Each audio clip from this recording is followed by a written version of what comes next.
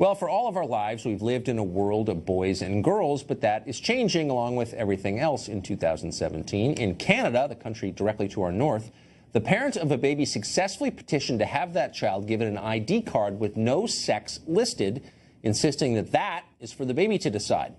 Things may not stop there. They probably won't. The Gender-Free ID Coalition is calling on the Canadian government to eliminate sex and gender classifications for all children throughout that country. Are we ready for a world here where baby boys and girls are replaced by baby somethings? Nell Gibbon-Daly is a psychotherapist, and she joins us tonight. Nell, thanks a lot for coming on.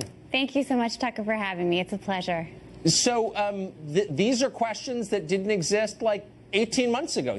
Homo sapiens have been around 300,000 years, and for the most part, it was kind of obvious who the boys and girls were. But we've decided in a very short period of time that none of that is real, and we're changing it, because why? Well, to be honest with you, we believe that people who are considered intersex, people who are born with both sets of genitalia, have existed throughout human history. For sure.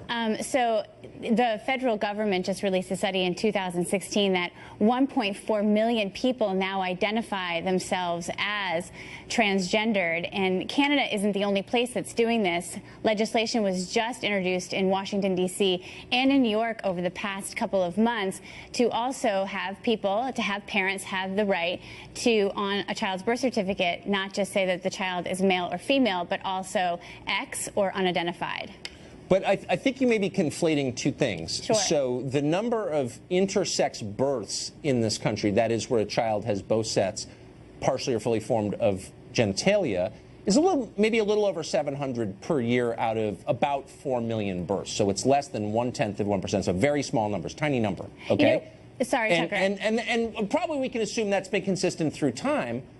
But and nobody is suggesting that, you force a sex onto a child whose sex is not clear. But for most kids, overwhelming number of kids, it is clear. So why should we pretend it's not clear? I guess that's the question. I think it's a great question. I mean, as to your statistic, I had trouble finding accurate numbers as to how many children are born in this country who are intersex. Right. I got numbers that say 1 out of every 1,500 births, also 1 out of every 100 births, where there is some sort of either anomaly. Hold on. 1 out of every 100 births has there is separate sets of genitalia. Well, I don't think not that's necessarily. right. It doesn't have to go that far. So there could be some sort of like genetic, I don't want to say abnormality, but an anomaly, right? Like a chromosomal anomaly that it's not so clear, meaning that gender is not necessarily based on genitalia. And so I think your other question, though, is should we give people the right to say we're going to raise a child as non-binary, meaning we're not going to raise a child as male or female, which is something that the couple in Canada is right, because doing. I mean there are legitimate, I think, medical situations, and you've just described some of them where it's an open question, and I would never deny that, and of course you want to respond compassionately.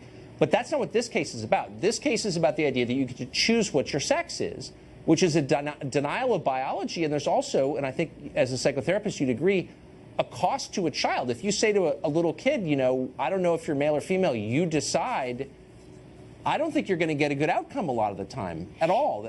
That's why people have never done that through human history. You know what? The couple that is, or the person who's deciding to do this with their child up in Canada, the point, I spoke to them on the phone, the point that they are making is that this child is a spiritual being having a human experience, not a human being having a spiritual experience. So it's actually a very spiritual endeavor. And what it's saying is that let's just let the child be a child, and eventually the child will decide what it wants to be, how much it wants to identify as a boy or how much it wants to identify as a girl. And this person is also saying that it's not that I'm not going to raise a child as a girl or a boy. I'm just going to say to the child, you just be a child, just be an individual for a while.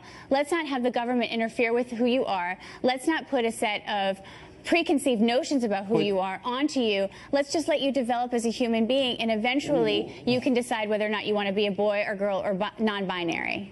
Yeah, but you can't actually decide. And I'm for choice, and there are a lot of biological realities that I'm sad about, that I would change about I'm sincere, that I would change about myself. And so I'm not attacking anybody, but don't you think that biological reality matters, and lying to kids and telling them, actually you could be 6'7", or you could have blue eyes instead of brown, or whatever. I mean, those are lies, and it's never a good idea to lie to kids, is it? I don't think it's a lie. I think it's actually giving children more information at a younger age than we traditionally have, right? So it's like, I'm going to give a comparison. It's like raising a child to not assume that they're heterosexual.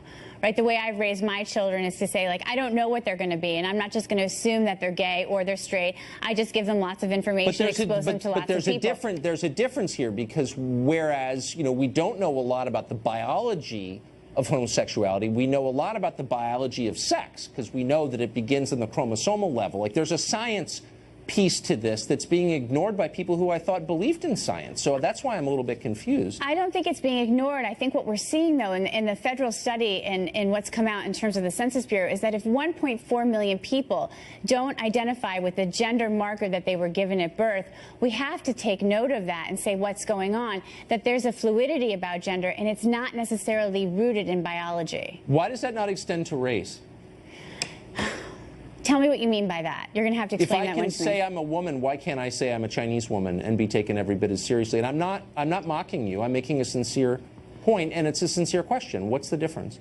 You know, I think it's a great question. I mean, I think as we progress as a society, some of these labels that we're putting on things, and I can't necessarily go to the race question, although one of the things that I've loved about your program as of late is that you're really into this idea of having a more inclusive society and being less separatist in terms of race, that we should be more inclusive. And I think that that's what we're saying. We're creating a space at the table for people to be to have optionality in terms of how they want to identify themselves. Okay. Well, as long as we're still science-based, then, you know, as a child of the Enlightenment, it's not taking science off the table. It's just saying, can we look at it from another perspective? Okay. Now, thanks for coming on today. Thanks, Tucker, so much for having me. I appreciate it. Well, last May, the Obama administration announced a new rule requiring every public school in the country to let transgender students use whichever bathroom or locker room match their preferred gender identity. Well, yesterday, the Trump administration retracted that rule, saying that bathroom policies like these are state issues and shouldn't be set by the decrees of 1600 Pennsylvania Avenue.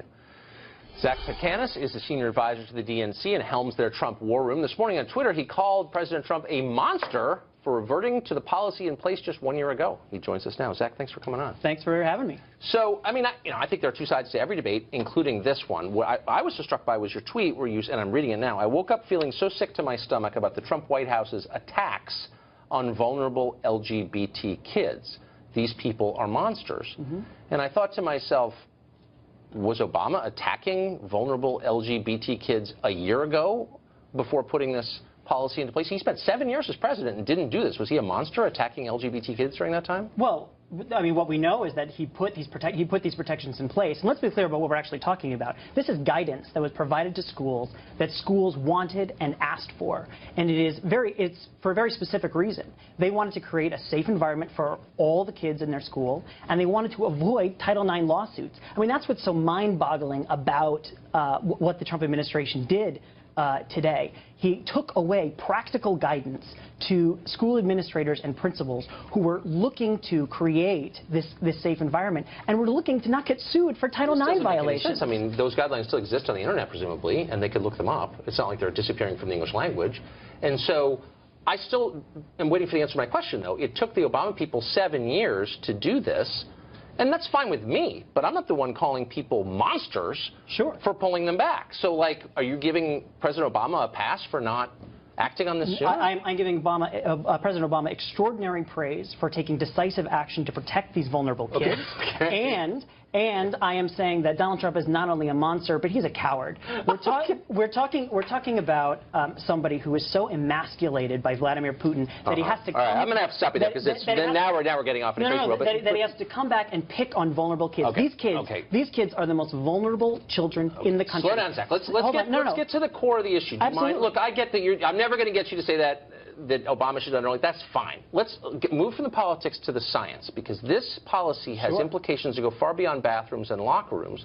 The core question is what constitutes male and female. And the implication of these guidelines that Obama put in place is that a man is someone who says he's a man, and a woman is someone who says she's a woman. You get to decide your gender. There's no biological anchor to sex anymore. It's all determined by the individual. So my obvious question for you is, how do I know if a person's male or female? Is there some other absolute standard that people have to meet to be male or female, other than what they say? One's gender identity is enough to show what gender they are. And so if you're confused about that, I mean, I leave that, to your level of enlightenment and No, it's not about enlightenment. It's not about moral status. This is a real question because there are all kinds of institutions in American life that function on a sex-segregated basis. Women's college, sports, both professional and amateur, prisons. And so you're telling me that I can play on a women's sports team when I say I'm a woman. What we are saying is that in this guidance with public schools, which and the vulnerable kids that are there, that there are specific guidelines that these teachers and these supervisors and these principals asked for in how to create safe. Okay, but now you're going back to the first question. You just said a second ago that that is what we're talking about. No, let me take you back 3 sentences. When you said gender identity is determined by the person who possesses it. That's almost exactly what you said. Correct. And I'm saying there are massive implications of this that everyone is either too dumb or too embarrassed to explore, but let's do so now. If your sex is what you say it is, then what prevents me from playing on a women's field hockey team? What prevents me from getting convicted of a felony and demanding to go to a women's prison? And it's a real question. It's not a real question. Why is it not a real question? It's not a real question because it is pretty absurd, and there are no other examples. Because why? Because there are no examples of this. What do you mean? I'm sorry, but there are no examples. This is the same argument about saying that this will allow sexual predators to go into women. I'm not making that argument. Yes, but you are making that argument. Okay, what I'm saying is, I just want to know what the standards are. I'm not actually making any claims. I'm merely asking a question, and I want you to answer. Yes, the standards are Is there a scientific standard? Because when you deal with questions of biology, that is a species of science. So what's the scientific standard? I'm a scientist. I want to know if you're a man or a woman. How do I find out? Look, these are discussions that I encourage you to have with someone who is transgender, and they can come and talk to you about. I don't need that to speak to a I can speak to you because you think about this stuff for a living. So it's a very simple question. Yes. I want to know if you're a man or a woman. I'm a scientist. How do I find out? Your gender identity determines your gender, period. Okay. So should someone who looks like me, I look like a man, you think I was a man, I say I'm a woman, and I demand to play in a women's sports team, I demand to go to women's college, I demand a small business administration loan for women-owned businesses. That's a real thing. That's $1 billion question, for real. Can you turn me down if I say I'm a woman? The question that is on the table right now is about Title IX. Let's not and about guidance. No, but you want to go off on Title IX applies. It's not a tangent. Title IX applies and was created around the question of women's sports. So, as a apparent man, if I say I'm a woman, is that enough? Do I meet the standard as a woman to play in a women's sports team? That goes right to Title IX. Don't dodge the question. I'm not dodging the question. This is something the Supreme Court is going to be looking at next month. And yes, the answer is absolutely yes. Okay. Gender identity determines one's gender. Let me ask you period. this. And this is a matter of civil rights. Is there science behind this? Because I know that I'm often getting science. Really, science. I want you to name a single scientist, just one, who says you can determine your own sex just by saying so. Can you name one scientist who says that? I'd be happy to send you many after. A scientist who said you can determine your own sex. An actual scientist, like someone who went to college. Listen, are you serious? You clearly have some issues around this. It's not an issue at all. I have questions that you can't answer. And you're instead throwing things like you're not enlightened. I'm asking you a sincere question. What's the science behind this? And you're deflecting. Why? I'm simply not deflecting. This is a matter of settled science, and it is something that. What's the science exactly? That you are what you say you are? Could I change my race too? And don't dodge that question. That's a real question. No, you cannot. Why? Change Why your race. can't I change my race, but I can change my sex? What's the difference? It is not about changing. It is not about changing. But why This isn't is about it? Inherently who people are. Really? What if I say I'm inherently of another race? Who are you to say I'm not? I mean, again, you're getting into these silly hypotheticals. It's not silly at all. 2 years ago, nobody thought you could change your own sex. And you're saying it's settled science. One that is simply not true. We have had transgender protections in this country but for you haven't explained what transgender is. You're just saying it's whatever we say it is. Look, you want to go into this in this right-wing pseudoscience. It's not right-wing at all. It absolutely It's pseudoscience, right? You name. I will give you $1,000 if you can find any scientist, like an actual biologist, at an accredited American college willing to come on this show and say, here's the science, here's the state of play of biology 2017, name your sex, and that's what it is? I don't understand. You can't. I don't understand why you won't answer the question about why. I'll answer any question always. Excellent. Why shouldn't schools who are asking for it get guidance on how to create safe environments for all their kids? I would say that guidance exists It floats on the internet, and if it's merely guidance, then the federal government needs no more to do with it. They could say, here's our guidance. You're undermining your own argument, which was weak to begin with. If it is as simple as that, then why do you care so much? Okay. Unfortunately, we're out of time. I'm actually enjoying this, but I want you to produce the scientists, just one. And let's make it Harvard, and I'll give you $1,000. And I'm not attacking anybody. I'm just asking the question. Anyway, we're out of time. Zach, it was great to see you.